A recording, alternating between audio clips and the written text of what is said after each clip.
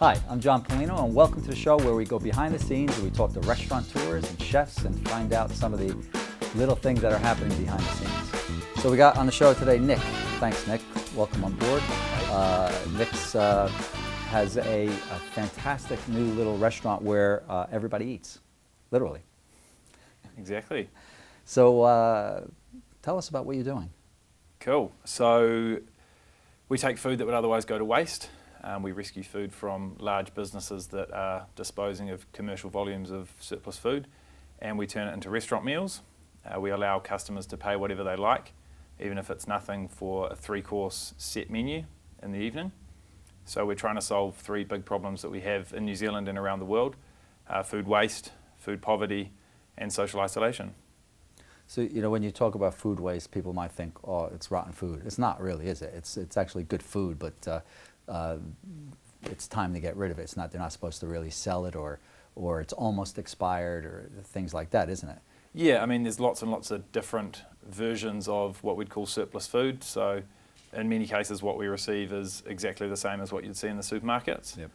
In other cases, it might be a bag of mandarins where one of them's gone mouldy, the other ones are all completely fine.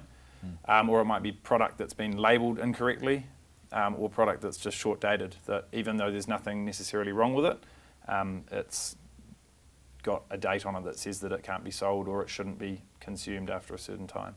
Yeah. So what made you come up with this idea? The idea was born out of research that I was doing for a master's in the UK in 2014 and 2015. For my research, I travelled around the UK and Spain visiting different projects that were trying to affect change in the food system. And at 2 of them that I volunteered at, we were working with surplus food, so food that would otherwise go to waste. And I was just blown away with the volume and quality of produce that was literally being thrown into dumpsters. And also by how incredible these organisations were at bringing people together around food, and gathering a community, engaging volunteers, and not only being really effective with dealing with the food waste problem, but with other problems that we can solve with food. It's crazy, some of it, when you think about it. You know, we had a little bit of a talk, and I told you I helped out LifeWise a little bit, and in a completely different way than that you're working with LifeWise. We did a pop-up night where people paid whatever they wanted, which a lot of them paid more. Basically, we did that to generate more income so that Merge Cafe can keep running, feeding homeless. You know, it was a little bit different, you know, but the same idea in the sense that we were, you know, I wanted to try and help our homeless situation here in Auckland, which is pretty scary. You know, many years ago, I had gone and worked at John Bon Jovi's restaurant in New Jersey. It's all about homeless again, Yep. and people who can't afford to eat. So it was amazing to be there and to see who the volunteers were. Matter of fact, the 3 waitresses were wives of the Texas football team, you know, that was playing at the Giant Stadium that week, which was amazing, you know. And everybody in the kitchen was a volunteer except for the main chef and the manager. And it was interesting to see how that worked and how people paid quite a bit for their meal, more than you'd expect them to, which was, you know, really nice. And I would assume that you're seeing some of that as well. I would hope. Yeah, well, what we try to do is serve everyone exactly the same thing in exactly the same way. So we're not specifically focused on feeding homeless people. We're not specifically focused on getting wealthy people to come and pay more for their meal. The whole idea of Everybody Eats is that everyone is equal. So we use the pay-as-you-feel model as well. So people are welcome to pay whatever they want, and it's fairly discreet. No one's asking any questions of you. And what we've found that allows is that someone who is literally homeless feels comfortable coming and paying nothing or paying $1 or $2, and someone who is very wealthy is comfortable coming and paying extra so that that other person can be fed. So yeah, we see generosity. We also see the odd person taking advantage. But especially the media like to talk about how we feed homeless people, but probably only 10% of the people that we feed are actually homeless. We feed a lot of elderly, a lot of people with mental health and substance abuse issues, a wide range of people. And one of the reasons that we've moved out to the suburbs, a suburb like Onehunga, is so that we can access people that I consider that the system's just left behind. So families with lots of kids that are perhaps going to the fish and chip shop and spending $5 on dinner for 3 or 4 people are able to come and spend that same amount of money and receive a 3-course meal prepared by a really high quality chef that's going to do a lot more for them than sitting at home in front of the TV and chowing down on some yellow salty chips. So you probably see some quite different families coming in, having a meal. I remember sometimes it's heartbreaking. What you're doing is amazing. I worked quite a bit with the Salvation Army, and there were a couple of times I go, like on a Thursday night, where they had their meal at their church and stuff, and I've watched. I sometimes I can never get this out of my head that the father was getting his kids their meals and all, and you can see the stress in his face, which is. One of the things that we try to do is be really positive about the act of dining together. So we try and replicate a restaurant as much as possible and try and be as far away from a soup kitchen as possible. So we give table service. We train our volunteers to act like wait staff, even if they're not trained, or experienced in the industry. And what we found is that if we treat everyone with dignity and respect and like they're at a restaurant, they'll act like they're at a restaurant. They'll be really gracious, they'll be really charming, they'll be really well behaved, and most importantly, they'll be really positive. So I know for a lot of people, when they access food from food banks or go to soup kitchens, there's a stigma. They feel really negative about themselves, whereas what we do is we treat them like they're in a restaurant and we celebrate them. And people don't tend to feel down when they're dining and everybody eats. They feel uplifted. And that's the whole social isolation thing that we're trying to solve as well. That's fantastic. I'm going to volunteer. Can't wait. I want to come over. I'm excited about coming help out. Cool.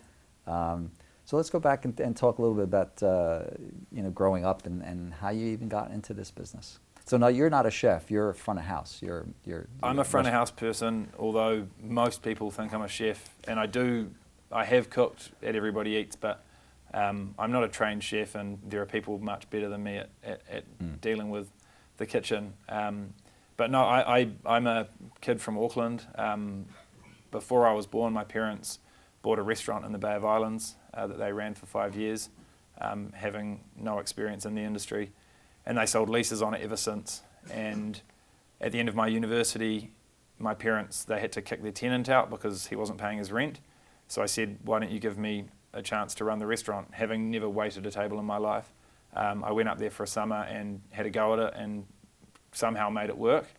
And I've kind of been in the industry ever since. So I sort of had a bit of a steep learning curve and no sort of formal training, but there are a lot of other people in the industry that have done all right without that formal training as well. And did anybody inspire you in the restaurant? Your mom was a cook, right? My mum's a cook. My family takes food pretty seriously. A lot of my parents' travel is based around food. So mealtime was always important.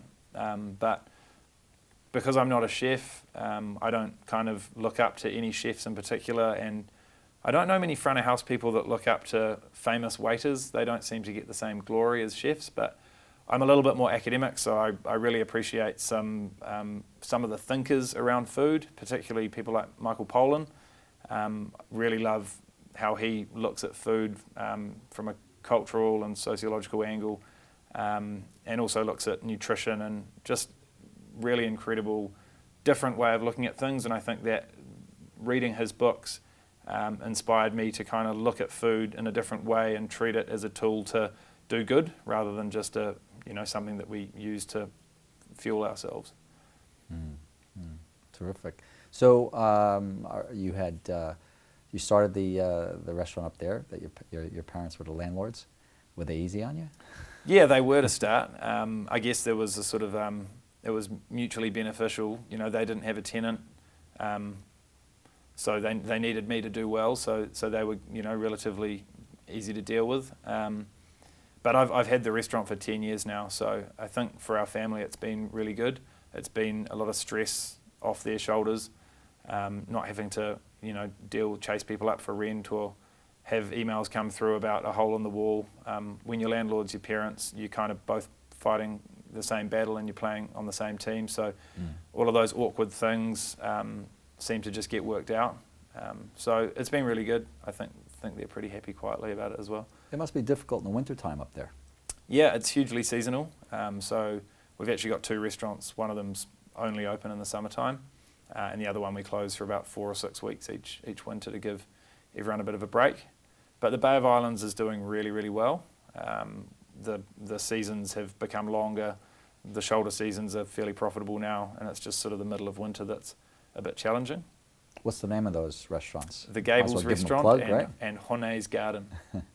Hone's. So Hone Heke was a very famous Māori who did lots of good and bad things, depending on who you ask, specifically in Kororareka, the town of Russell. And we just wanted to kind of pay homage to a local lad when we opened the restaurant. We didn't give it that much thought. It was about 10 years ago, but it seems to have gone down pretty well. Fantastic. And then, so you were overseas though as well, weren't you? Yeah, I spent a bit of time in the UK helping to run, open and market sort of medium-sized chain of pubs, or a couple of different chains of pubs. So that was in my early 20s, and pretty exciting for a young Kiwi to have a proper job in London. Most of the people that I was flatting with and hanging out with were not really working proper jobs. So yeah, good experience.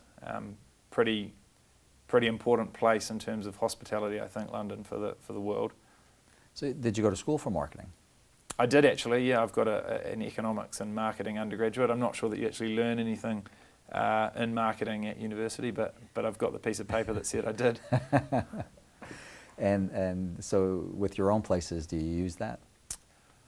To be honest, I think that the thing that I do the least is marketing. I'm more of a practical person in terms of where I focus my energy. There's a lot more marketing we could do for the restaurant in Russell. It's actually the oldest restaurant in New Zealand. It's one of the oldest buildings in New Zealand. Wow. It's built on whalebone foundations. It was probably the first brothel in New Zealand, yet we don't tell people about that. I'd much prefer to just put good food on the table and do a good job than, sell ourselves on the basis that some fun stuff happened there in the past. So yeah, no, don't use my marketing degree at all. Is there any tips you'd give somebody on marketing for restaurants? Restaurants are a tough business, isn't it? I think the way that restaurants are marketed has changed completely Yeah. since Instagram, particularly. Facebook did something, Instagram's done something completely different. I think the tip would be get someone who knows how to use Instagram to do a good job on Instagram for you, because it's incredibly powerful and people are just so engaged with it. It blows my mind. So yeah, leave it to the professionals. I see loads of amazing restaurants whose owners try and do their social media pages for them, and it doesn't paint the right picture. Yeah, it's changed. I mean, all the years. The first restaurants that I owned myself, which were in New York City, that was back in '92, and from then till now, I mean, we weren't even using the internet back in '92 personally, Yeah.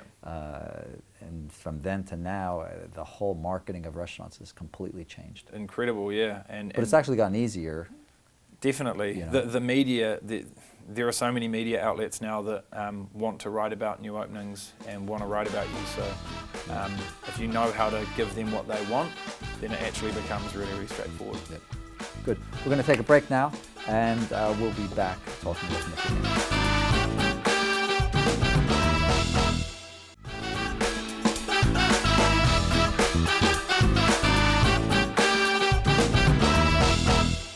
Welcome back. We're here talking to Nick from Everybody Eats. Hey, Nick. Hello. So tell me, what's your day like? A typical day for us is food rescue in the morning. Generally, I'll start doing administrative stuff before then, but we'll go out in our electric van and collect food from probably 2 or 3 different places any given morning. So that involves rocking up, In some cases, they'll have the food there ready for us to collect. In other cases, it'll be more of a choice of what there is, and we'll be able to take a lot of some things and less of other things. So there's a bit of relationship building required with the people that are handing that food over. And then we'll take that back to the restaurant and give it to our head chef, Jamie, and the volunteers who will sort through it and start to plan the menu for the evening. It's a 3-course set menu. We try to deal with vegans and vegetarians and people with specific food allergies as much as we can. Wow. But considering we don't have control over the food that we receive, that can be difficult sometimes.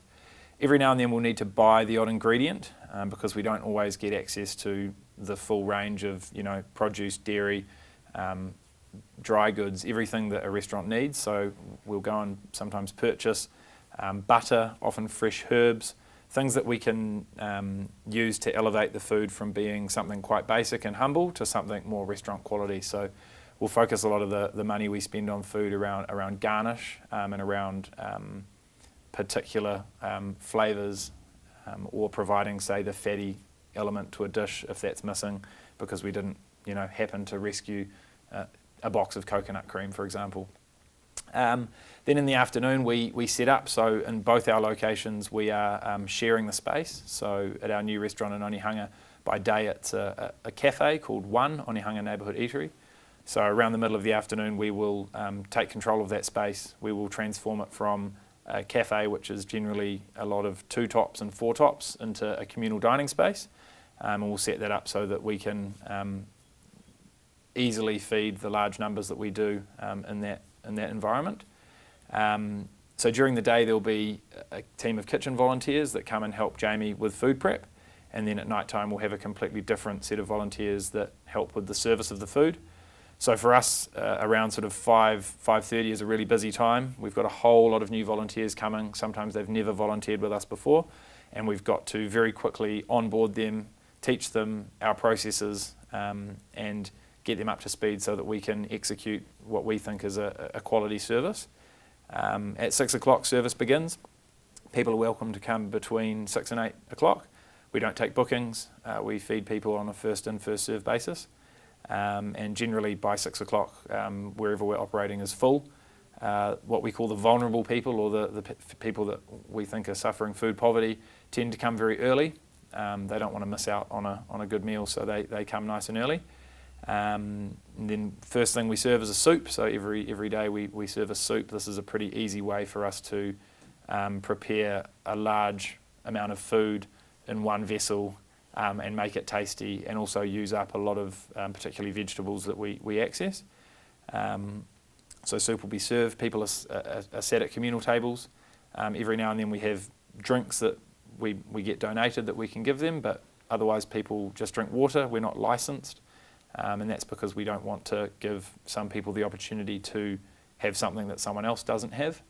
So we don't want a wealthy person to be able to come and have a glass of wine while they're sitting next to an alcoholic homeless person who can't afford a glass of wine. Creates a bit of an awkward situation. After the soup's served, it's the main course. If people are vegetarian, we always have a vegetarian option. The main course is generally the most technical thing for us to plate. So we try and keep it to sort of between 3 and 5 elements on the plate, although because Jamie, our new head chef, is particularly clever, he's managed to sometimes get sort of 7 or 8 things on the plate, which means we can produce slightly more delicate and intricate plates of food, which is really exciting to see. And then dessert's generally the favourite. Dessert's where we give people that hit of sugar and fat that their animal cravings are craving. And then people don't tend to hang around that long, especially when people are seeing a large line of people. They kind of get the picture and they move on. We'll quickly reset the tables and we'll sit down the next group. So in Onehunga at our new restaurant, we plan to feed 150 people a night. We seat about 75 at once, so we aim to do 2 full seatings, whereas in our pop-up on K Road we do about 300 covers a night. And we seat less than 100, so we do more than 3 full seatings. And in some cases people will come and go in 20 minutes. So for someone who's not particularly hungry, the volume of food that we give people to eat that in 20 minutes is hugely challenging. But for people that perhaps haven't had a good meal for a day or two, we can get them in and out in that time and keep them coming through. So it's a busy day. There's a lot of different pieces of the puzzle that have to come together to make it work. It's very different to a normal restaurant. As I said, most of the food we use we didn't buy, so we don't just order what we want. Almost everyone that works with us is a volunteer, so we can't pick and choose who's working on what day. We work with volunteers, so you've taken away kind of 2/3 of the typical costs in a restaurant, the wage costs and the food cost, but in doing that you've created a whole bunch of new challenges. So for someone like me that's experienced in running restaurants, it gives me what I need in terms of a challenge, and it gives me a whole new set of challenges that are more meaningful to me than trying to be the coolest new restaurant that makes the most money, because that's highly competitive and difficult. Yes, the restaurant that you're in now was one of the restaurants that was on the show I had. Yeah, it's been a few places. Yeah, it's funny. Yeah, it's great that something fantastic has happened to it. Yeah. The building's got a huge amount of potential, and we recognised that pretty much as soon as we walked in. It's a big standalone building on a busy road in a community that's definitely changing quite quickly, but has some of the incredible old cultural roots that have been formed in Onehunga with particularly the Pacific Island community. But then it's also relatively close to the city, so there are a lot of more affluent people that are purchasing houses. So it's in a transition, but as you know, it's this big space with high ceilings that you can fit lots of people in. And for us, with communal dining, we don't want to create little divides like you do in a normal restaurant. So the open plan thing is just perfect for what we need. I had lunch there last week, and what you've done, I think, is incredible. Not just feeding people at nighttime, but how you were able to put a whole business together so that you can continue doing that. So you have this big space, and you kind of have the cafe during the day, which you basically sublet. Which is a friend of yours. And then you have these other areas that used to be like private dining rooms that you're working with and getting income out of that as well. You created this business model that keeps allowing you to support what you're doing, which is, I think it was a genius. I think that was just incredible. I love what you did. Well, for us, like we need a big space. We need decent equipment. We need to be in the right area, and by the right area, like we could go to South Auckland and feed only vulnerable people, then we can't pay to feed the vulnerable people. So we need to be somewhere in between, or somewhere that's transitioning from being somewhere less wealthy to somewhere that's got people that can afford to pay something for their meals. And in order to do that, in order to be in that area and to get that space and equipment, we need to subsidise our rent, because we, as you can probably imagine, allowing people to pay whatever they want for their meals doesn't, make you rich. So, it was the only option, really. So no, I understand that you crowdfunded for this. Yes. But you also had, like for instance, Burns Ferrall has given you some really nice equipment, like that rationale and all. Wow. Yeah, that's just sort of. I saw that oven. That's a beautiful oven. I bought that oven for my cafe as well. It's brand new. Yeah. What the community has done for us in terms of creating the space is pretty humbling. So we've probably achieved like a $400,000 fit out with a $130,000 budget. So people just want to get on board. Like the concept is pretty straightforward. Everyone knows that food goes to waste. Everyone knows that there are people that can't afford to feed themselves, and a lot of people are aware that people don't have people to talk to all the time. So I think, for cabinet makers and, flooring people and, the whole, any trade kind of, people can relate to it because it's food, and for me, it's our common ground. And then for businesses like Burns and Ferrall and all the other amazing businesses that have donated stuff, Southern Hospitality, you name it, it makes sense, you know. Like, we work with a lot of the top chefs. They get access to this brilliant equipment. We talk about it on social media. We say thank you, and everyone wins, you know. Like, everyone is winning. You know, apart, some of the tradespeople that spent 2 weeks working for free might not quite agree, but I think at the end of the day, everyone gets what they need out of it, you know. You had a story about someone who used to eat at your K Road restaurant often and came back to visit you. You want to tell me that story? Sure. I actually didn't recognise him, and we were closing the door at about 9 o'clock after tidying up. This is at K Road? This is at K Road, where we do feed a lot of, you know, particularly vulnerable inner city homeless. And he just handed me this tube of money, like rolled up with rubber bands, and he was crying. And I said, "Oh, hey, how are you, man? Like, is everything okay?" And he was like, "You fed me, you know, when I was hungry, and I never paid anything, and now I've got some money, and I want you to have this." And I tried to talk to him, and he was obviously quite embarrassed and particularly emotional, and he just turned around and walked off, and I unrolled the cash, and it was $1,000, and you know, like, he might have only eaten 5 or 10 times, and he would have paid nothing for those meals, but for someone that's obviously from a challenging place to come and, you know, give that money is what it's all about, you know. I get more satisfaction out of that than I do about someone wealthy giving me $100 every week. Hey, Nick, if you don't mind me saying, God bless you. Thank you. You're doing an incredible thing. Cheers. And it's great to hear your story. Great. We'll see you in the kitchen. Absolutely. Thank you. Mate.